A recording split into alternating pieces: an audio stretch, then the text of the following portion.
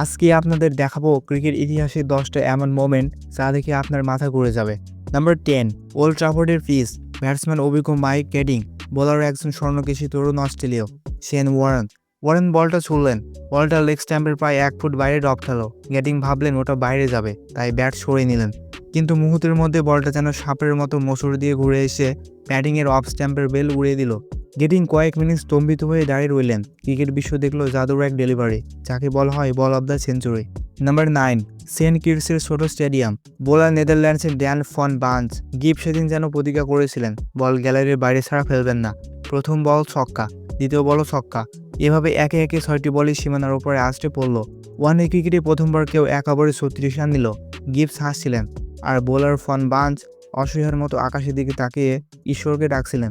Number 8, West ইন্ডিজের বোলাররা সেদিন বুঝতে পারছিলেন না ফিল্ডার কোথায় রাখবেন, কারণ এবি ডিভিলিয়ার্সকে যেদিকেই বল করা হচ্ছিল তিনি সেদিকেই বাউন্ডারি মারছিলেন। মাত্র 31 বলে 100 রান। তিনি যখন ক্রিজে আসেন তখন দক্ষিণ আফ্রিকার ইনিংসের অনেক সময় পার হয়ে গেছে, কিন্তু যখন ফিরলেন তিনি ক্রিকেট ইতিহাসের দ্রুততম সেঞ্চুরি রেকর্ডটা নিজের পকেটে বয়ে নিয়েছেন। সেদিন প্রমাণ হয়েছিল কেন তাকে মিস্টার 360 বলা হয়।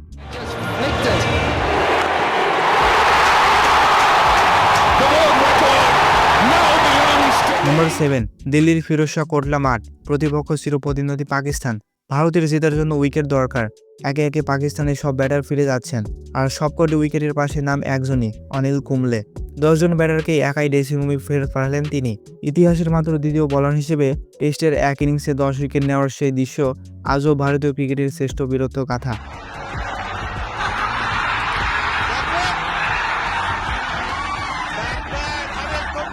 নাম্বার 6, ইংল্যান্ডের অ্যান্ডো ফ্লিনটপ তখন স্লেজিং করে ইউবরাজ সিংয়ের মাথা গরম করে দিয়েছেন। ঠিক পরের ওভারে বল করতে এলেন তরুণ স্টুয়ার্ট ব্রড।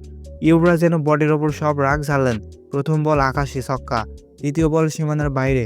ব্রড দিশেহারা হয়ে পড়লেন, কিন্তু ইউবরাজ সামলেন না। একে একে 6টি বলই ডারবান স্টেডিয়ামের বাইরে। মাত্র 12 বলে হাফ সেঞ্চুরি, যা আজও টি-20 ক্রিকেটের সবচেয়ে দ্রুততম।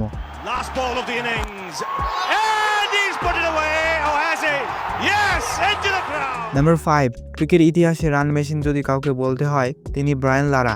ইংল্যান্ডের বোলাররা সারাদিন বল করেও লারাকে আউট করতে পারছিল না। তিনি যখন 380 রান পার হলেন, পুরো স্টেডিয়াম শ্বাস আটকে দাঁড়িয়ে পড়ল। 400 রান। টেস্ট ক্রিকেটে এক ইনিংসে সর্বোচ্চ রানের এই রেকর্ড আজও হিমালয়ের মতো অজেয় দাঁড়িয়ে আছে। লারা প্রমাণ করেছিলেন ধৈর্য আর প্রতিভা থাকলে আকাশ ছোঁয়া সম্ভব। নাম্বার 4, বাংলাদেশের ক্রিকেট ইতিহাসে অন্যতম শ্রেষ্ঠ রাত। ইংল্যান্ডকে হারালেই কেল্লা ফতে। শেষ দিকে ইংল্যান্ডের জয় যখন হাতের নাগালে, তখন বল হাতে রুদ্রমূর্তি ধারণ করলেন রুবেল হোসেন।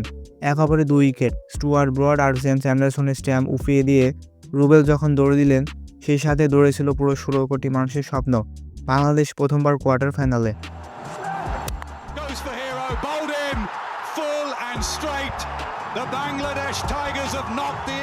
নাম্বার 3, সারা বিশ্ব 1 বছর ধরে অপেক্ষা করছিলেন শচীনের সেই 100তম সেঞ্চুরির জন্য। ঢাকার মিরপুর স্টেডিয়ামে বাংলাদেশের বিপক্ষে সেই মুহূর্তটি এলো। শচীন যখন 1 রান দিয়ে সেঞ্চুরি পূর্ণ করলেন, তিনি আকাশের দিকে তাকিয়ে ঈশ্বরকে ধন্যবাদ জানালেন। গোটা বিশ্ব দেখলো ক্রিকেটের রাজার এক অনন্য মাইল ফলক, 100টি আন্তর্জাতিক সেঞ্চুরি, যা হয়তো কোনোদিন আর কেউ ছুঁতে পারবে না।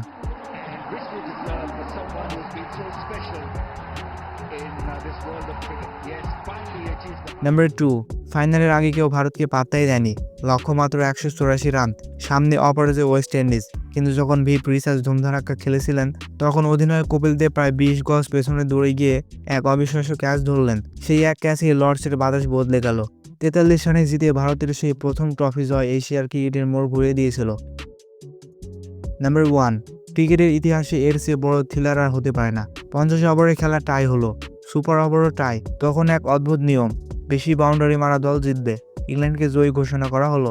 নিউজিল্যান্ডের অধিনায়ক কেন উইলিয়ামসনের সেই ম্লান হাসি আর বেন স্টোকসের বীরত্ব আমাদের শেখালো ক্রিকেট কতটা নিষ্ঠুর, কত সুন্দর হতে পারে। এই 10টি মুহূর্তের মধ্যে আপনার কোনটি সবচেয়ে বেশি প্রিয়, নাকি আপনার স্মৃতিতে অন্য কোনো বড় মুহূর্ত আছে? কমেন্টে আমাদের জানান। ভিডিওটি ভালো লাগলে লাইক এবং সাবস্ক্রাইব করবেন। ধন্যবাদ।